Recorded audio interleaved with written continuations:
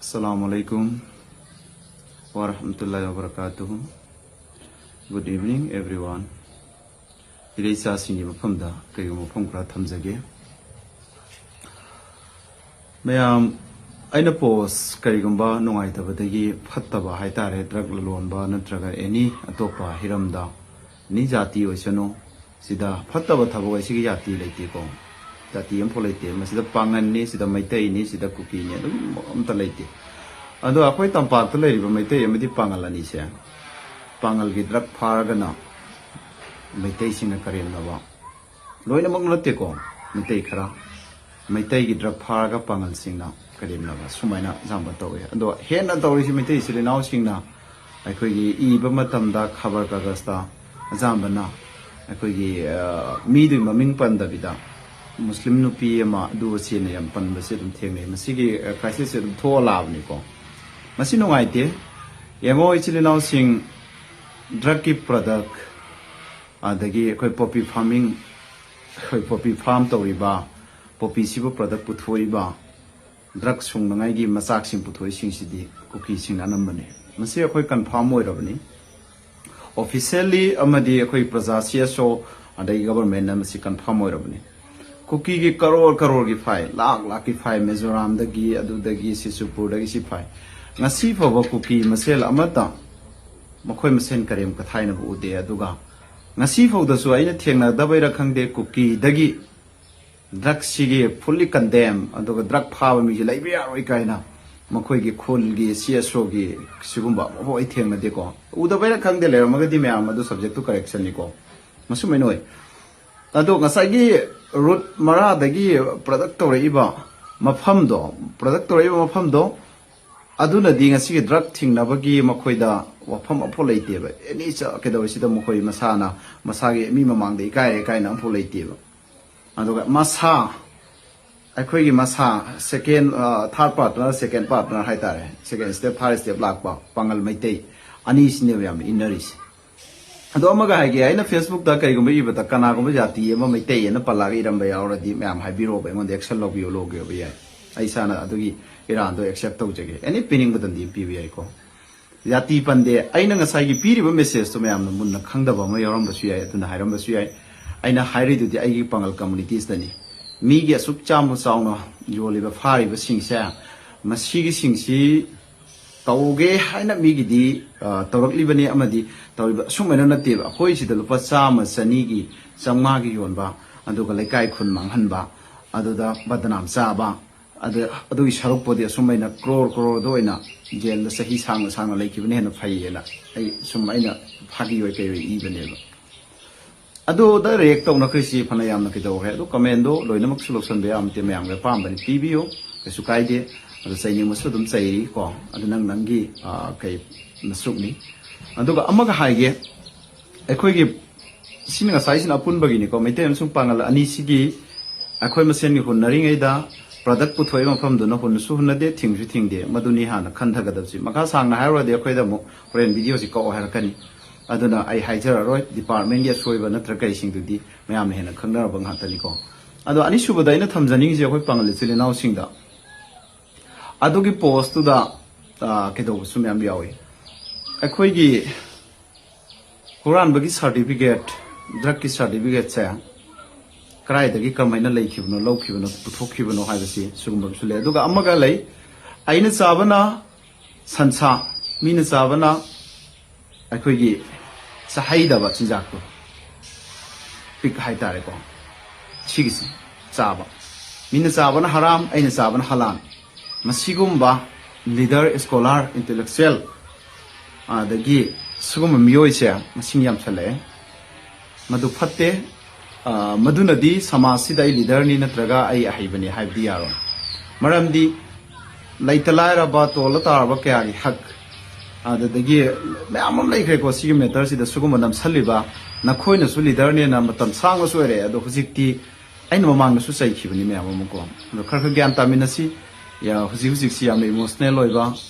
Allah gi mawani ai gi apok papalem haitare mahak lekidabagi am noi ba timing ni adubo himat ai hande ꯃꯔꯝꯗꯤ ꯑꯩꯒꯤ ꯃꯤꯌꯥꯝꯒꯤꯗꯃꯛ ꯂꯩꯕꯗ ꯑꯗꯨꯝ ꯂꯦꯡꯗꯅ ꯂꯩꯒꯅꯤ ꯑꯁꯤꯅ ꯊꯧꯗꯣꯛ ꯑꯁꯤ ꯊꯣꯛꯄꯅꯤ ꯃꯁꯥ ꯃꯌꯥꯝ ꯄꯨꯟꯅ ꯃꯌꯥꯝꯅꯁꯨ ꯌꯥꯝꯅ ꯀꯣꯑꯣꯄꯔꯦꯠ ꯑꯃꯗꯤ ꯏꯃꯥꯒꯤ ꯗꯨꯋꯥ ꯄꯤꯕꯤꯔꯛꯄ ꯑꯩ ꯊꯦꯡꯛꯁ ꯊꯥꯒꯠꯆꯔꯤ ꯑꯗꯨꯅ ꯉꯁꯥꯏꯒꯤ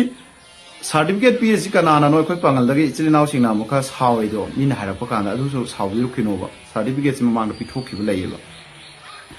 हुरानबा नंबर 4 चाबा योनबा ड्रग बिजनेस एवरी ऑल फत्तबा हाइतारेको बेट फत्तबगी थबुक तौइसे सिगिसि कनानो हाइ कांदा फत्तब मिदुने जाति नतेब मैतै नते पांगल नते नागा नते कुकी नतेब अदुदंग साइगे अखोइगी अखोइना ngangnarisi kari communities the best tौसलगा लामदब मिदुगी पापतु पुनेबा कमेन पांगल सिन नाउ मैतैना अखोइगी पांगलन पलकपद मैतैना पांगल नमक मैतैना पलेबा मीगी मैतै लांदब प्रजा मैम से मैतै चिल नाउ पनबदो तो पापुगनेबा मसी हाइरोइसी तोंबदना सावबदना हाइसी अदोम द ससिको अदुगा जाति अमबो हेक्टा मी अमना लोसनबगी मी अमना मांथोपै फिरम से तौरोइसी हाइबसे मै थमजनी अदुना ngasai sore isi karai dagi noi kan India si huzik leiriba phibam se one nation one religious jati ama dharma ama si sigi mayon si maikai si puna bo hona bada kari kari la long season nari se sigi matang dai khara ama ga haige si matang dai khara ama ga haige me amuna tabiyo ko huzik India gi prime minister na Israel salaga fatherland ana hairo yeba Israel motherland India hayo madugi meaning si aina handak none dagi imphal phulak matam da madugi meaning sigi khangning ba ma chap chana phawr khiba ai research towi ado India president se akhoi gi Draupadi Murmu si akhoi gi Jews ne hairi ko ma si Christian Jews haibdi Yahudi chingne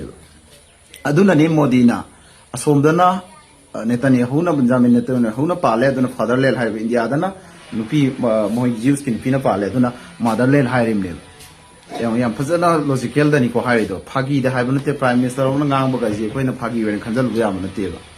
adudi ngasai gi aina urak palam bi do re si kai no re kan kuki yum mari manga lei ba matam da sipai central force se yang khai cha man guard taw ra lei kuki yum mari manga si da central force se yang khai mari manga na ngak tu na lei aduna aina khoi India government na Manipur da thari ba central force si kana ngak na bunu sedru soin khang khiba hana sin da ngang naramba adai media la kai da ubu du myam ui ko adu da so dum khangi adu atam la na da kai no ra pasi adu da naga sing na koi ko ki yum masam sa si lan ta kidrana adum ki mati kyar da thamne septi wena thamne adu di Manipur la lo sanaba lai ba Manipur gi lan si ngak na ba lai bra adu da gi akoi maitai amadi ko ki conflict lo sanaba naga ko ki lo sanaba lai ba is myam da dum khantha biro ba masda yam kan na hai rodi akoi da myam mu kai lei ba ko aduna amuka second point amaga haige India si one nation one religious si gi mayon si mana prokna bo hona ba ka da sai karamba muslim ko khwai da gi thina bje maitai gi matter na te ko si sim so khangjal horo muslim ko khwai di thina bje kari no karamba jati no na ma khoi ni thi ba matam da Jews ne ba nabi gi khoi prophet Musa gi matam da gi makhoi si yamna prithvi da khoi Quran amaso hadith ta nei narak pada Jews singi wari se aduk bati singba man salwa sa khiba jannat ki chinja ka sarga ki chinja ka sa khiba dunya da adugumba yam singba moji religious community amaneba communities amaneba aduna makhoi si prithvi da makhoi ki control da example yang America si kari Israel pikha sina haiba da mil laga dum mai support dum tawbani ko adagi prithvi da sum yengo khoi wall si kana ki control da le UNO gi United Nations organization se si mamingin ko ado control se kana gi da tawgono haiba si myam khangna ba nga ta ne sispear le ba mafam da no mai kapsali ni ado UNO duna power do tawi bra de America na tawi bra Israel na tawi bra si myam je loina le re ko si myam sandong na nei na ba di sangani ado nga sai point la age aduna prithvi da khwai da gi muslim ko thina si kana no Jews ni aduna Jews si makhoi na khulai wa na ku ki sing si season na bane handak akhoi gi maitai amadi kuki gi lan sa masidi akhoi gi matter moi India gi da macha oin uye ba kari su moi da nothing khanjan de ba India da second largest city je loriba mi masing yamna leiriba Hindu gi matang da leiriba Muslim se si karam maina loshan gani haiba matam da makhoi gi mapangal se akhoi gi Jews sing si thiraga Jews sing si gi sembala pane Jews sing si mateng pang pane Maji maitai ga thokna da Jews ki misang da jam chang e kuki misang chang e ku naga ga thokna su kuki misang chang e naga Christian isli naw sing chi amaga hairake Isai Jesus hai tare ko khoi ni Isa hai Isai ga Prophet Muhammad ka ani si religious sab sa thamoi seng chali bani se yam thina deba khana launa deba ado Jews ai si gadi Isai ga su khanai Muslim ga su khanai any moidi atopa mohoi ga khana da malem da makhoi leba mafam da war tok da bulai ti ado makhoi leba mafam da makhoi na ning thawai da ya de na khanleba Manipur nga si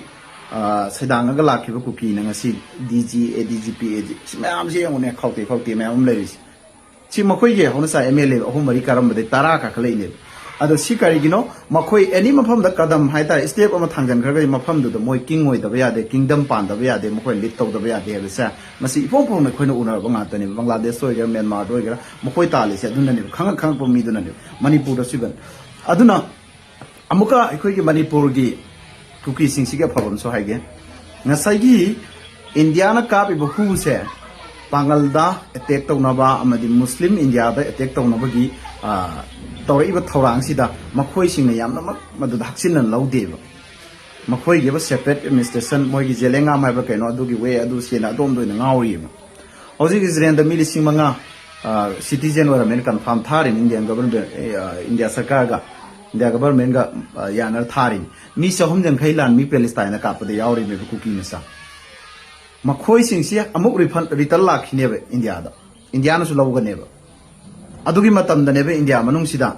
brainwash si tawra ga makhan mathen ke age rio thol ga doris hoji ga sam da tori ba West Bengal da tori si ki di kasule mate biar tori si di yum thugai ba de botar ka khat ba du si taw si ne ba matam duradi hana suna bagi adugum bariot amala kanena khamjai ba maramdi plan du ni ko masi sum mayam akhang ai sing na suri sas biyo aina khanjaba aina sum thengna jarak ba kai sing du ni ko hoji aduna one nation one religious sida Hindu khaktana dingamdre maramdi Hindu tangkhai masu Muslim dharma da du to ya we nga iba so ba MP kaya andai pandit kaya na mi gi mam lawi dune khoi Muslim gi favor da aduna ngasai malem da Muslim go khwai da gi anti si karino Yahudi Nasrain haibadi Jew singsini aduna Jew singsi makhoi na brainwash to raga ngasi imaleba Manipur sidasu maitai silinau sing da landa baneba Khana hu saina ba phuna ba thokre ado sangna hanjal uje ho naga gi mi hatoe adoga kuki gi mi moi du hingna thado isin power ne basi ado hoi karam thamoi chawai piram dia do bo ai pa halai na mi do bo free da thado ko di ai ngamoy rani sil naw sigam tai biu ne ngamoy never ado solution laite ba aduna ado ikoi gi hujik laiba conflict Manipur gi sa sidi aina muka so lairi kaisu laite na India government na khalle ba India government na fazana saning ta na khalam ba second pung khara da Manipur gi irang si control to weba adugi namada engo pokpodai ta da ba Israel ga kuki ga si moi gi kanglup manai habsi khangda ba do handak lan sin khangali na tro khoida adu mili sing ma sakre handak lan si salhali na tro adu dagi mi so hum jang kai lan kaida adu Palestine ka pare oleja aduna maitai su pangal su silinau sing khantha ga da ba ma maitai du meter na te pangal du meter na te ani se dum lai gani maleng ge mafam khuding makta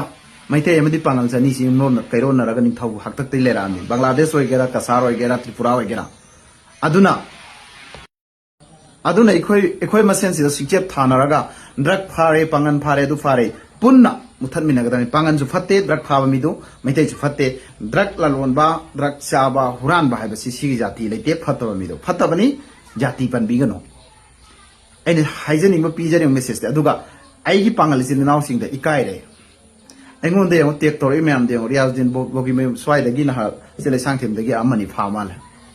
ado Riyazuddin bogi me na khoi gi lekai da giran khumpham khang de thokpham khang de haifang mam de ikai be khoisu maramdi ngalak leite ai gi pangal sama sigi amadi Manipur khunai sigi khoisu ngamjaba kai gumba khara haija laujari bne na mina hairi dusu aigi against laiba aingon the bad comment to sing hairi dusu achum bo wadu de ai accept to raga ai semdok non bo hona gadam ne aduna aigi pangal sili naw sing drug la lo laga lekai da khola da jo laga amadi drug carbon sarafu ge do khanbi ganu madu le piyo ba ikai be mi mangda amadi si kimnen pare ba khoi gi marak si da ngasi tholei si aigi isa da inaw da sili naw da lekai da solei ba mayam sing si su khara khanbiyo ba one day nang na joli ba do nang gi na sa da na su da phangane ba mi halaga mi hatpagi business tuna pura dolan sage khangano madu kaidonga peace oiroiba Allah na dunia khak pambagi di dunia pigani but to apen badi sunai nera moiba na khoi karol leresu no khoi lai re ado na khoi ga thengna badu su wai aso sang karbar tori su da support tori ba adagi mayam si dai khoi na hire re drug campaign drug awareness to da khoi da tho iba kari mayam se isa da treatment ada isa da life attempt ada isa da mayam ma suguma mayam si thengna riba mayam se masi taseng na mak khoi su silent da lening e sleeping to ni tum ning e nikap thoga laiba singa sai gi sigi mayam si u gonu ne ya de aduna aina mayam da pijaning badi aigi samas aigi community sana sum mathau tai aigi pangal sum draga aina mingon da wangang mathau su ta de mi gi thoidong na ngang bu mathau ta de aigi pangal khunai da soibe yauri khoi olama sing da sun hal hai ai me am media da theng nei asoibe me am yauri quran me am leiri dak chaw me am leiri jon me am leiri masi leibana pangal an palapani madu su thoidong na waru no ba maram kari kino hai kan da khoi asoibe we are mistake khoi shoi akhoi shoi bisi hana tam thok chum thok ma thok ta si chum haudraba no chum haudraba manga da ri si maitai silinau sing na kamen da karem na bai wane manga da si pangan du ne be khoi ne manga da si drug gi holi be khoi je akhoi gi thangna kapasari dum sa ga ne bicharam mane be khoi le kai do drug yon bai si maitai pangal le nga drug yon banate drug yon ba da loi jati yang banate ma khoi ri chap mana ba ma khoi di business ni paisa ta la lore phangau lore na dum khan bane adon silinau sing khantha minasi aigi pangal silinau sing da humble request ni masugum phatta bai thawji thadok minasi masidagi thing minasi masia quran am so hadis na suya banate adon masi khoi jahanami gi line ni aduga sigi pap sigi nang na than khakte na te nang bisakri ba nang na supply to gi mi khuding mak to gi pap si nang na pudam surun charon phogi mi gi generation lamalu selam bagi che alim sin na habibani faba thabu amada mari samgre madugi sawab si khoi mari phangani hai fataba thabu amda mari tawkre madugi buna se khoi phangani hairi alim singna habi buduni ko se aina haibana te aduna masigi wakhal se khallaga khoi masi guna ni fatte habasi si bai tambanga manati sin naw sing ai ma do sahi ke su yam banatri kan na dum kaim hairam ik hairam ga dum loikhre allah ga manak sakhre dua pi banatna ima do husik lak na sana na laira su kan ge habangam de oxygen thazan dana icu thamu kaim kana de Allah is can do everything. Allah is a kul faya kul na khoi ma ulama sing na habi tawge ta tawngam bani jati khudimak iswar momum leibani iswar habi si tawge ta tawngam me se loin thaja bani masigi thaja basida follow to biraga ai khoi fatta ba thabu si thadong mina si habi se ai ngasi gi media gi thong si de chin naw sing da haijari aduga riyaudin bogi merimda community sama phawa wan sajek oi balaite aduna aikhoi tambak ta leminari ba amadi malem asigi mafam kaya kasin koya da maitai amadi maitai pangal ani se yumlon kairon na raga leminabani masi sena ba yaroi khanna ba yaroi khatna ba thosu malem sigi crisis thokani aduna ikhoi sin naw se ikhoi ba hapta minasi amadi intellectual sing amadi cso ikhoi leminari ba sing che akhoi na su khak ikhoi control to sia se ai thamjege mayam haining ba mayam lei ngasai gi kai gi do matang do roi bai nam ta ga haijege ado sida yelak pa mayam yawgani one nation one religious se religious se sida si purokna ba si tarakna ba hona ba da muslim lining islam lining chali ba musalman seng se si ga khwaidi thina ba jati se karam banoi se yenga ga india government gi rss ki makhoi gi kari go me agenda mayam semi masi gi sing se masi aina sai hari sida point no lotion biraga na sana control da chapio aduga manipur gi kuki sing na follow hekte to kani di thaja de du israel la sakri sing jina kai retail halaba khoi hoji pura khoi gi kai na hai ba party nga sai hai kre na si sina hai mo ya do rim ne aduna ni release khoi gi israel ga india ga laite ke do ri du dro iran na state of hormuz da thingjan na khosan do tori me am no adai tawbana yang mana som da sakani do som da ne hekta ko naru ne khoi habibi me am ga ado si dialogue atane badune india gi muslim si kari bieng dieng gi moisi akhoi assam do ukhre kolkata do ukhre bihar do ukhre aduna masi me am se khoi dua amadi ai gi iman hanbada masim jo khoi gi iman si sonbanani aduna masi su hengalana bhona si amadi ngasai gi ngang khri ba hai khri ba si da soi khri ba lan khri ba yaw su nga pi gani nduga mayam na kai gumba nungai ta ba yaw su thadok piu aduga matang swai da ngasi di lo senjarage thank you everyone